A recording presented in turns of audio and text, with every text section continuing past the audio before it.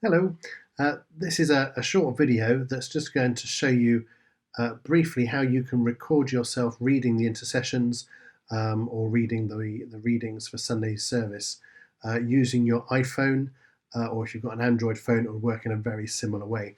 I'm going to use my iPhone to demonstrate what we're doing here. So the first thing you're going to need to do, let me just open that. The first thing you're going to need is your camera app. And that's the one. It's a grey square with a picture of a camera. I'm sure you're familiar with it. It's probably the one you use to take lots of photos. Down the bottom, though, there's a set of different types of photos you can take. And actually, if you scroll sideways until you get to the one that says video, that's highlighted. Now, when you press the red button, what you're going to get is a video recording rather than a still picture. The other thing you'll notice at the moment is what I've got on the screen is what they call the forward-facing camera. So if you're looking at your phone, it's what's in front of you. But actually, if you're looking at your phone, what you're going to want to see is you, just to make sure that you're in shot. So if you just press that little icon in the bottom right-hand corner there, that will just turn the cameras round and you'll get your forward-facing camera. That's what I've got in front of me right now. Another thing that you'll need to do to make a good video, I think, is to turn your camera on its side. So you can't turn your phone on its side, because if you think about it, when we look at videos, we tend to have them in what we call landscape, if you think about your television. So that will make a much better picture.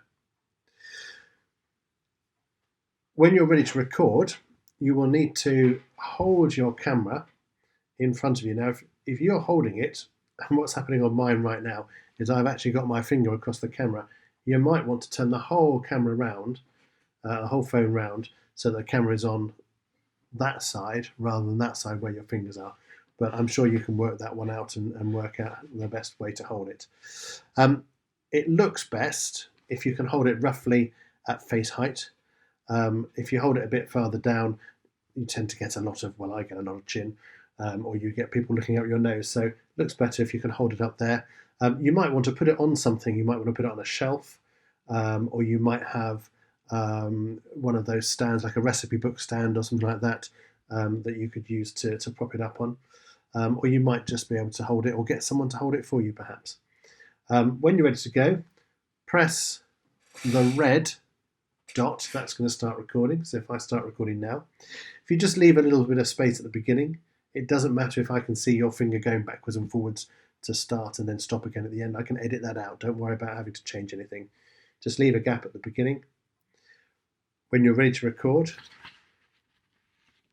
do your reading or do your intercessions.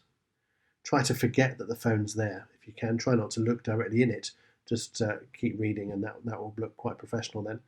When you're finished at the end, again, leave a little bit of a gap and then press the button again and it will stop. Then that's your video recorded. All you need to do then is get that video to me. Now, to do that, it's going to be too big to send by email. So what you're going to have to use is a website called WeTransfer.com. So if you put that into your browser, and I will put that across the bottom of the screen here as well, WeTransfer.com. When you open the window up, it says send a file, so you press that. It says add your files. You say yes, please. So you click on the dot, and I don't know if you can see that on the screen there, but it allows you to go into your photo library. There is the video I've done. It breaks it down into photos, recents, videos, selfies. The last thing I did was that little video I just took just now. So if you just go into videos, and you can choose the one you want. Doesn't matter if it doesn't look particularly flattering at this stage. That's not a particularly flattering picture of me. But you click on done, and it's going to add that too. Now that tiny little 10-second clip I took, or maybe 20 seconds, is already 40 megabytes, which is far too big to send an email. So that's why we use a website like WeTransfer to transfer it across. Then click next on the blue button there. You want to send an email, so just leave that as it is.